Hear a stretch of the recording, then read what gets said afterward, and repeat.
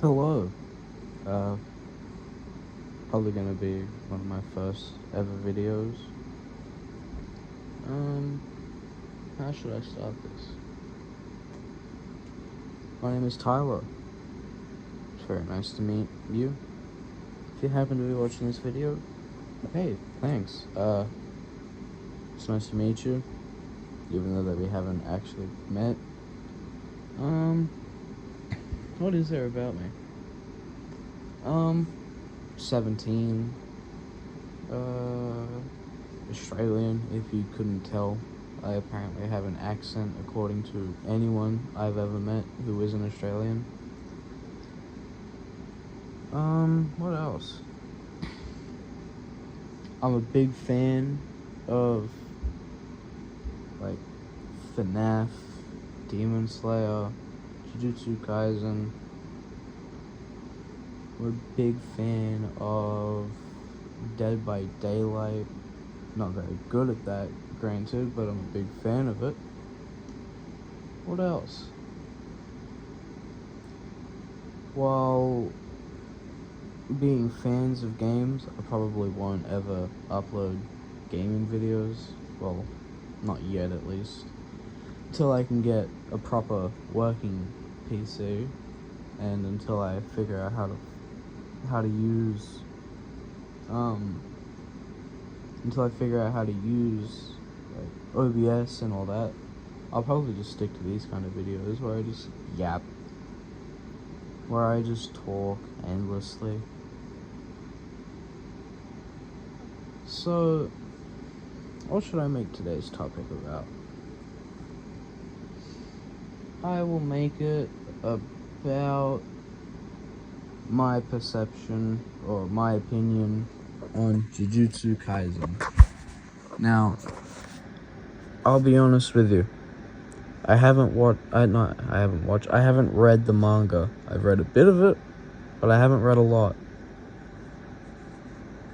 So, this is from my perspective as mainly an anime only. All right? So please don't flame me in the comments if anyone ever comments.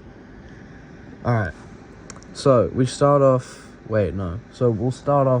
from season 2 in the hidden inventory arc, where we meet Gojo, or as I like to call him, Goho, because I imagine he'd be a man whore. It's probably not very true, because he was apparently scared of women, according to Gege, but that might have been fake. Who knows? So, we start off with Goho and the Gato. Apparently, they're best friends, even though that they're constantly picking and poking at each other in any other interaction that they have. I mean, I get it. My friends poke at me all the time. But, my friends can't, crush me with a giant blue orb. So, yeah. So either Gato really trusts Gojo, or he just believes in himself too much. I mean, I get it. They're both considered the strongest of their time, I guess. So, hidden inventory arc. We meet Utahime and Meimei. I don't like Meimei all that much. Utahime, she's fine, I guess. So, Utahime and Meimei are sent on this mission about... I don't even know if it's called commission, I have no idea. So they're sent on this mission where they have to go to this like mansion of someone who used to like own a thriving business. But when the mad cow disease came around, which I wasn't alive for that, thank God. Not that it affected us here in Australia, thank God, ×2. But anyway, when the mad cow disease struck, he his business apparently failed, and he and his wife and his children took their lives, and now it's just a cursed area. So Utahime and Meimei are sent to like check out the area. Blah blah blah blah blah. You find out that they're trapped in an infinite loop. So Utahime uses her big old brain and figures out that it's not exactly the same. Like, each step from a hallway is not exactly the same. So she and Meimei make the plan to run in opposite directions to try and stretch out the domain. I think it was a domain. I can't remember. Maybe it's just a curse technique. I can never remember with all this. So anyway, they decide to run in opposite directions, stretching out the domain, but then Gojo arrives. Woohoo! So Goho arrives, and he, quote-unquote, saves the day by destroying the mansion. And then some creature, I can't remember exactly what it looked like, bursts out. But Gato summons a worm or some creature to capture it so he can absorb it later. Gojo, being the irritable prick that he is, not irritable, but he's irritating, sorry. He's an irritating prick. He decides to tease Utahime because he is stronger than her. I wonder what could have inspired that. Well, not inspired that, but sounds very familiar. I hate bullies. Anyway,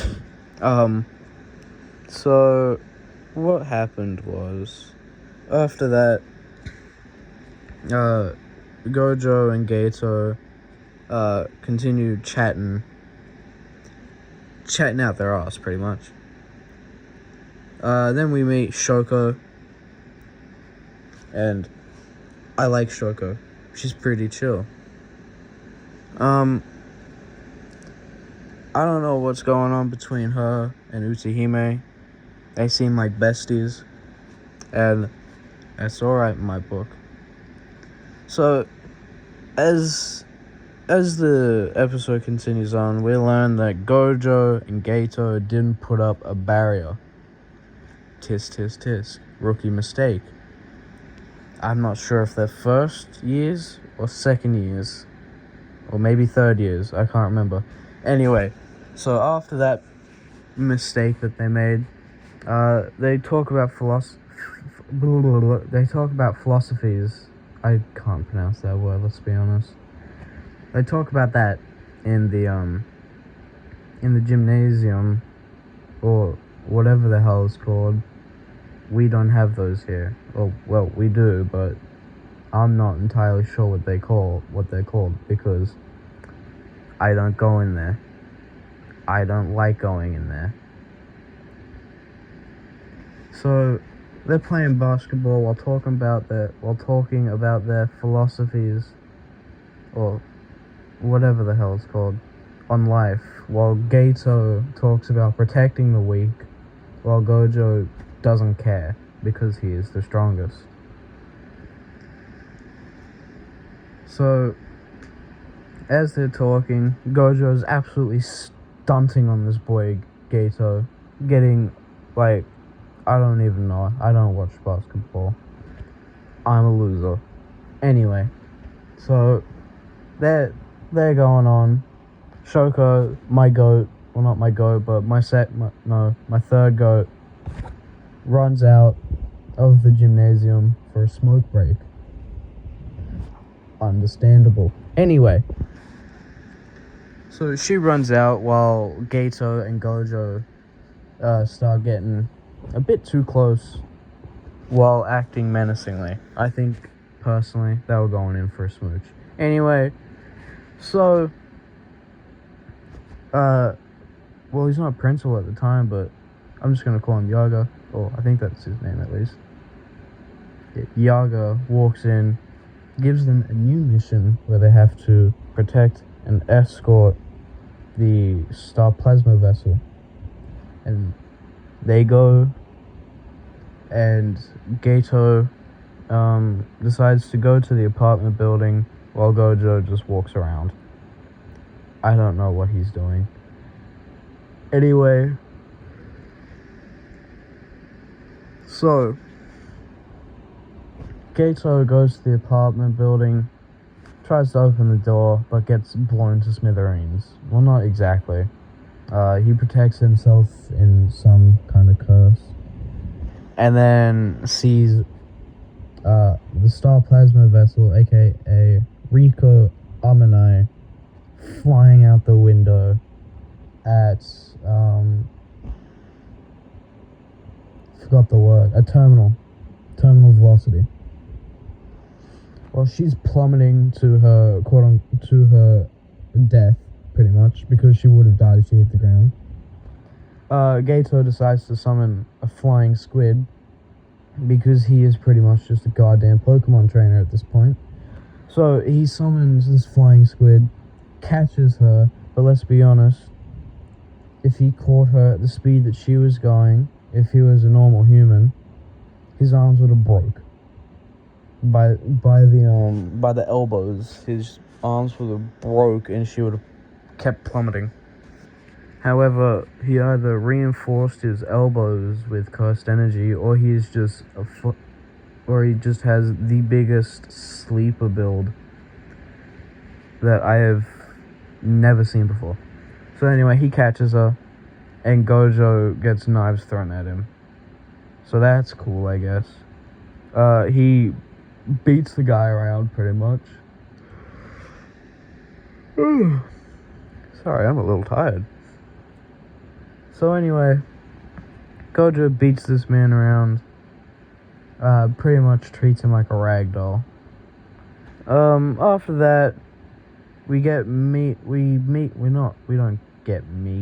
meet, I was going to say we get introduced, but I also went to say we meet, so no, that's not what I don't even know what I said anymore. Anyway, so we get introduced to Toji Fushiguro, aka Broke Man Toji.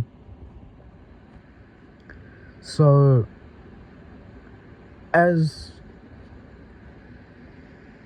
we are introduced to him, we get ominous music in the background to emphasize he's the big bad. So,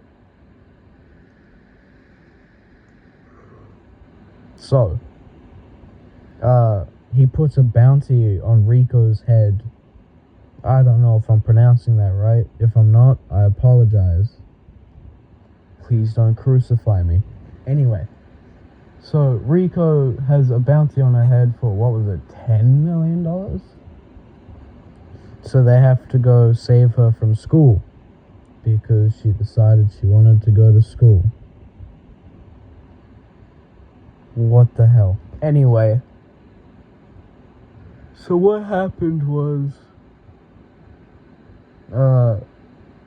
she apparently was going to get kidnapped by Paper Bag Man, who can clone himself and can swap whatever version of the clone has his main consciousness in, I'm going to assume. And then there was also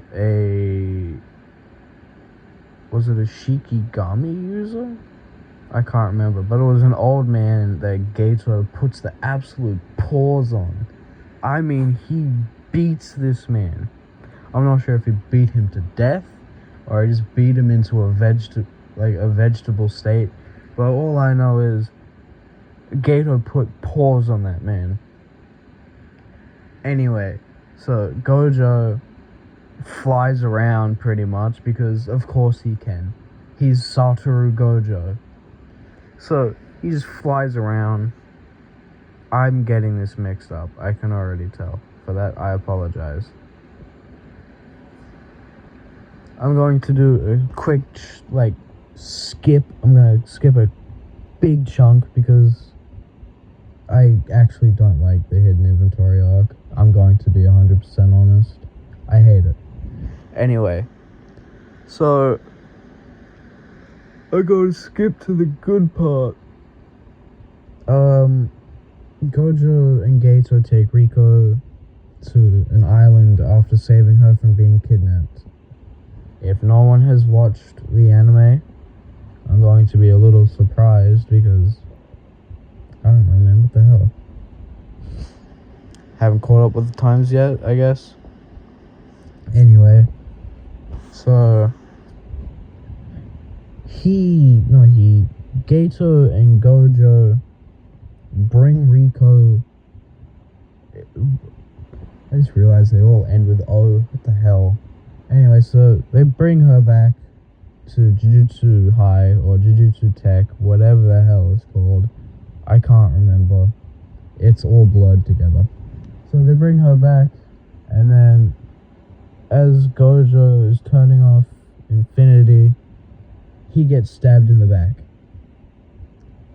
Oh my gosh. Somehow he tanks it. Somehow. I don't know how. Jujutsu Kaisen is confusing.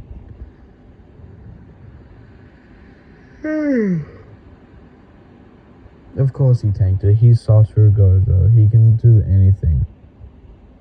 Apart from avoid getting cut in half. But that's for later. Anyway, so as that goes on, Gojo is stabbed in the chest, I believe it was. Yeah, in the chest. And then Gato tries to run over, but Gojo's like, no, I got this. And then he gets Gato to run along with Riko. Gojo tries to kill Toji, but Toji, being that man, puts the absolute beaters on that boy. He beat that teenager, and then he stabbed him to death. I didn't know Toji was British. Anyway, so Gato brings Riko to the tomb. I can't remember, but it's one of them. It says in it. That's all I know. He brings her down. He's like, wait, what if I save you and me and Gojo take you to live happily ever after? And then she starts crying, and then he smiles, and then he offers her his hand. She goes to take it, and then she gets shot in the head by Toji. Now, I didn't know that British people could use guns either. So we're all learning something here. So Toji, he walks himself towards Gato. Gato ups his hand, uses the finger gun technique, and starts shooting squids at this man. This sounds like either the happiest trip on acid that anyone has ever had, or I just sound delusional to anyone that hasn't watched this. So Gato shoots the squids at this man. Toji flash steps or speeds away. I don't know what the hell he did, but he did something.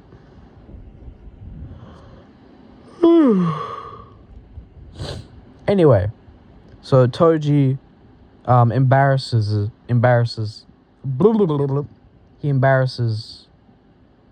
Gato. Doesn't kill him though. He just slashes him up, slashes him up, so that way Gato is unable to get up for the current time. He then kicks the man in the head, and it's just like, what the hell, man? That wasn't necessary. And then he walks away, has his worm devour Riko. Oh yeah, I forgot to mention.